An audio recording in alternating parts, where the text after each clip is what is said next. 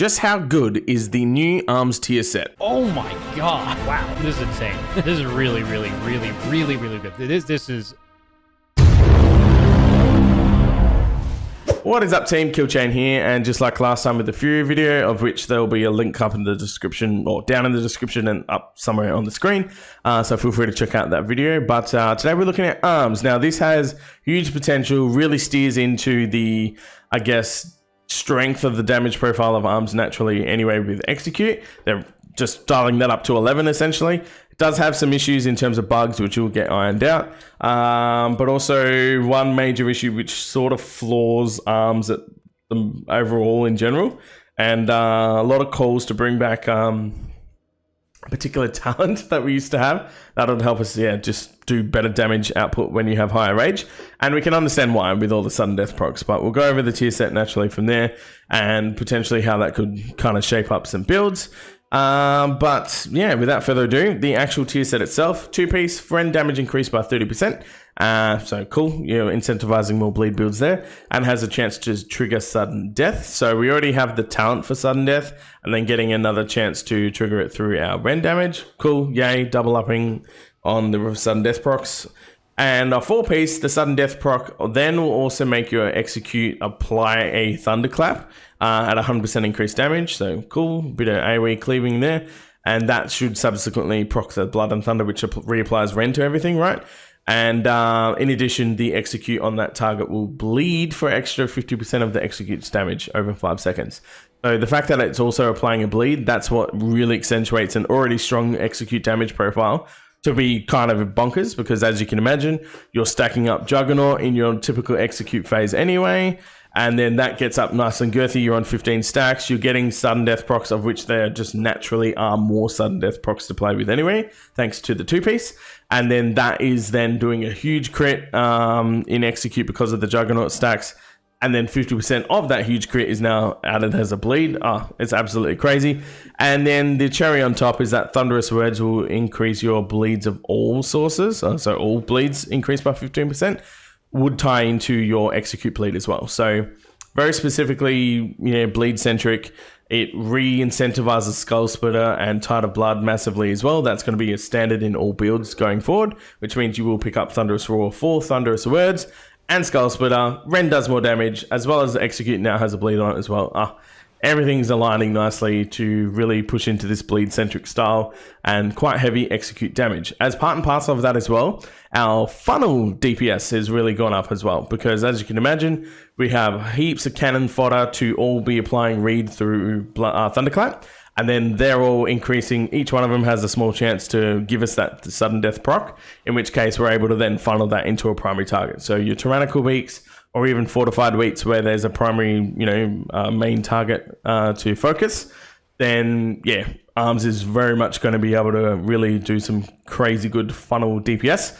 I'm kind of looking forward to it. Now, it doesn't have its issues. It does have its issues, sorry. Like I said, Blood and Thunder is not currently proccing on the 2-piece proc, the 4-piece proc, where the execute is granting you a thunderclap, and it's actually forcing your thunderclap to go on cooldown. So traditionally, because Skull Splitter consumes the rend and basically squishes all its damage into this one point and applies it all at once, that naturally means the 2-piece is also buffing Skull Splitter by 30% as well, because that's obviously naturally how the rend damage ticks work. So that's really cool. But the natural flow that's going to happen because of this tier set is when you see a sudden death proc, you're going to be applying rend, so you have the longest possible duration of a rend. Then you Skull Splitter, which will immediately consume that longest possible duration of rend, and then you're hitting the sudden death with the execute that will re-thunderclap and then subsequently reapply rend. So that way you're not losing as much downtime or anything on that. So that's going to be that natural flow gameplay where you thunderclap, Skull Splitter, execute to reapply thunderclap and reapply rend. Cool, happy days.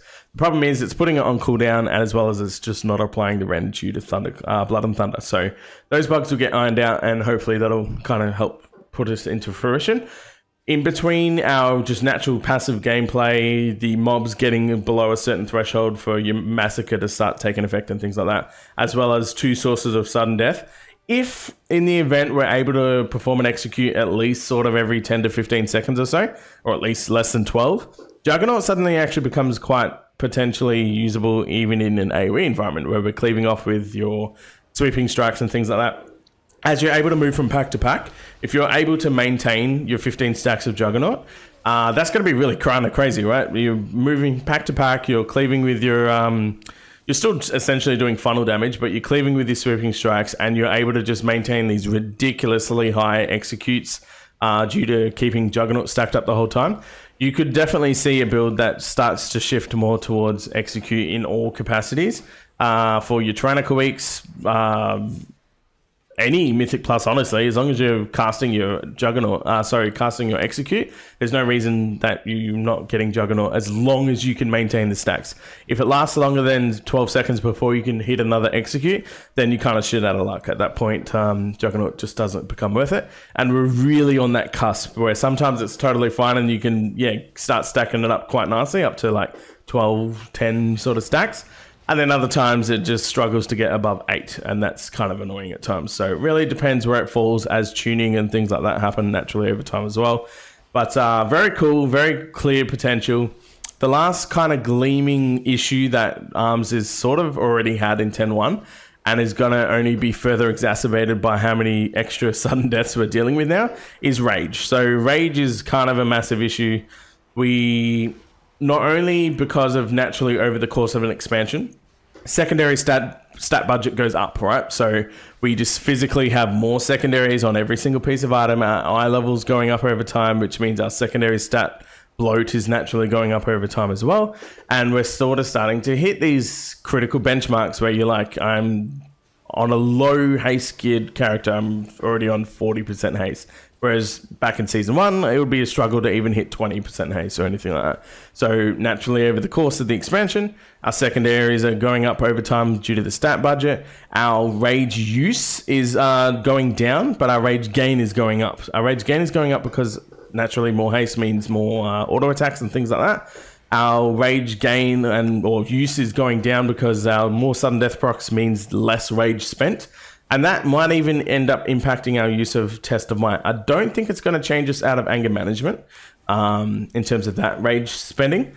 But I do think at least Test of Might suddenly might become brought into question as to whether or not its efficacy moving forward, right?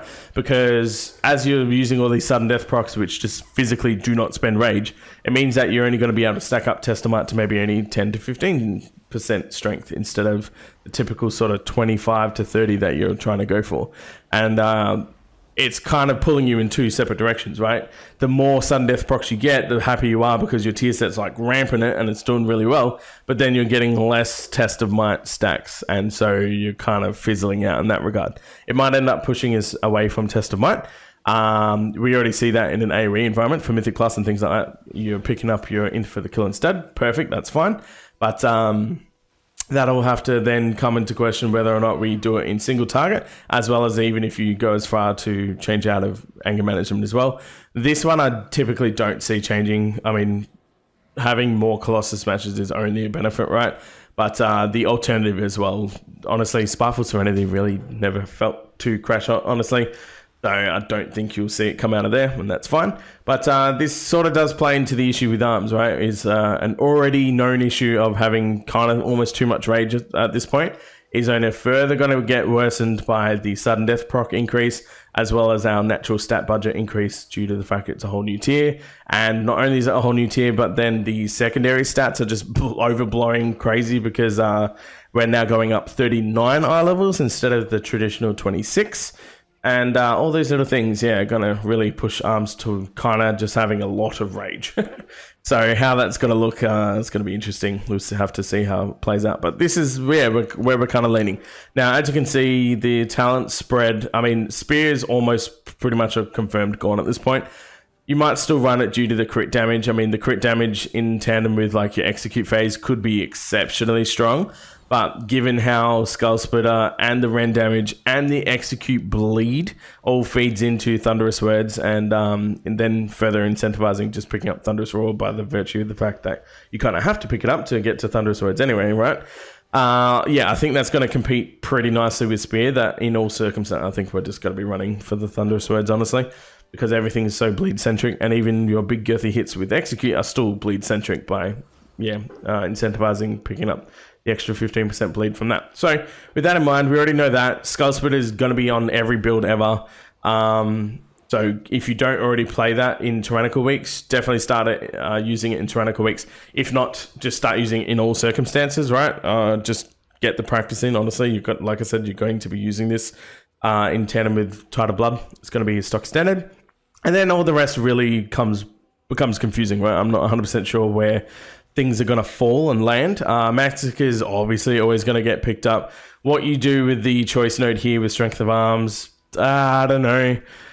The only reason you would typically have brought it because it really helps bridge the gap when you're in execute phase and you actually are spending a lot of rage, and then it allows you to at least generate some rage with overpower, so that way you can definitely get your Mortal Strike off for the EP. However, I don't think we're actually even going to need that anymore. So in a pure single target scenario, you just wouldn't take this choice node. And then what you do with it from there, who knows? I mean, the obvious choice is to go to Fatality, because if you're in single target anyway, you need to pick up Fatality regardless. And then even Fatality, kind of becomes this, ooh, okay. The only way we're going to be able to stock up this pretty well because of how much less overpowers we're going to be doing. The only way to stack up Fatality to be a nice girthy hit when we hit 35% is picking up things like Exhilarating Blows and other sources of getting back Mortal Strike as soon as we can. So that's going to be kind of interesting as well. So we definitely... Battlelord is almost still required, but maybe Dreadnought not. So the 2 charges is obviously very nice, but then you get the frontal. I mean, and that's handy.